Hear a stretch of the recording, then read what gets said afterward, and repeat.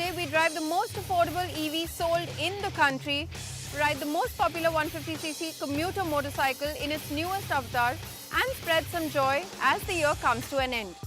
Hello and welcome to Overdrive. I am Soini Dutt. Just 2 months ago, Tata Motors launched India's most affordable EV starting at 8.49 lakh rupees. That's the Tiago EV.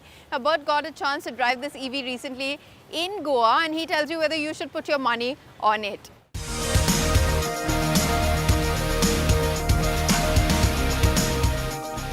Tata Motors' latest EV is also their first hatchback electric vehicle, and that's the Tiago EV. Now, this is based on the same Tiago platform, but this is part of the first gen, or the Gen 1 range of electric vehicles that started life off with the Nexon EV. Then you had the Nexon EV Max, you had the Tigor as well. A month ago, Tata Motors announced the prices for the Tiago EV, starting off at 8.5 lakhs, which was very impressive. And this makes it also the most affordable electric hatchback you can get in the country.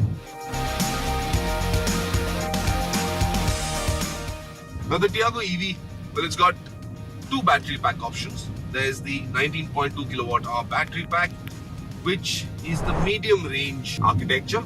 And then of course you have the 24 kilowatt hour battery pack, which is the long range battery pack.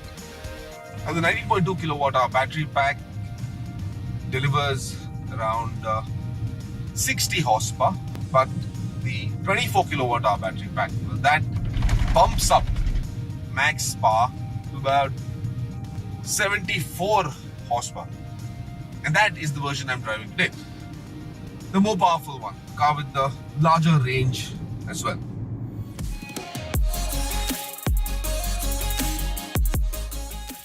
The Tiago EV also has two regenerative modes. Now you can select one of those with stronger or weaker recuperation by using two buttons that are placed right here on the dashboard, right under the infotainment system, which I found a bit curious because those could have easily been shifted to the steering wheel, and like you have most premium cars that give you the recuperation modes, or rather selectable recuperation modes, using the paddle shift behind the steering wheel. Tata Motors could just have shifted those buttons onto the steering wheel over here itself, alongside the audio control switches. Would have made life a little easier, but it's not very inconvenient.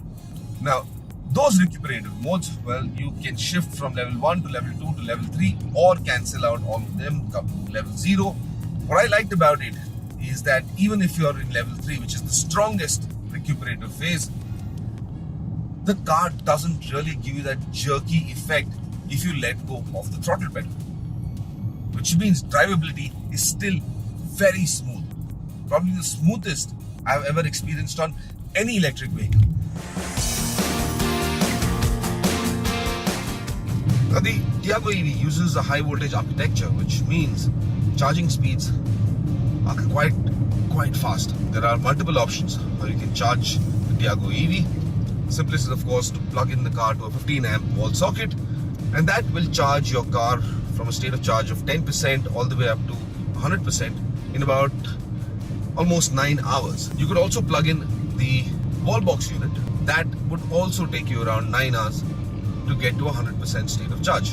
On a DC charger at about 7.2 kilowatt, this battery will charge in about 3.5 hours, and you can charge at a maximum speed of about 50 kilowatts, in which case the battery pack would take a few minutes, 2 to 3 minutes, around 57 minutes to get to 100% state of charge. Now the battery pack for the Tiago EV sits in the back, in the boot essentially, just below the rear seat, and what it does is that it does not leave space for a spare tire, so you don't have a spare in this car. Instead, that space is occupied by the battery pack. Now, because the battery pack is in the boot, the weight distribution is a 45-55, which means 45% of the weight comes from the front of the car, 55% of the weight is towards the rear. Now, does this alter dynamics? Well, not really, because Tata Motors have worked on the suspension, tweaked it in a way that it offers both good ride quality and the dynamics as well are stable. Is this a car that you could drive around with your family on long drives? Well, not really, because space is significantly constrained inside this cabin. There isn't a lot of boot space, and if you had to put anything more than a weekend's worth of luggage, well, you've got a problem. On the instrument cluster right behind the steering wheel, you get very basic information. You've got the state of charge and you've got the range. Now, I started the day with about 100% charge, at which point it showed me just about 220 kilometers of range. Here's the interesting part. Tata Motors' claimed efficiency with the 24 kilowatt hour battery pack is about 315 kilometers, but as sources inside mentioned this to me, that is under test cycles, and in real world conditions, well, 220 to 230 kilometers is the range that you will actually get. Similarly, if you had to go with the 19.2 kilowatt battery pack, the claimed range is about 250 kilometers. Real world should be anywhere between 160 to 170 kilometers of range. So my recommendation, of course, go in for the larger battery pack. Gets you better range, gets you better performance, and overall is the better hatchback to own. I quite like this car. It's a good city runabout. It's a good urban hatchback. The ride quality is very impressive. The driving feel is also very impressive. And it really takes you very little time to adjust to driving an electric vehicle of this sort.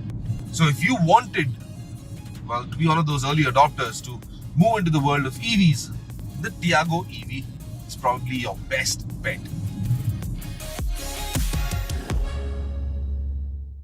As Bert mentioned, this is the last of the Gen 1 EVs from Tata Motors. On that note, we'll take a very quick break here on the show. But coming up on the other side, we tell you all about the Bajaj Pulsar P150. Stay with us, you're watching Overdrive.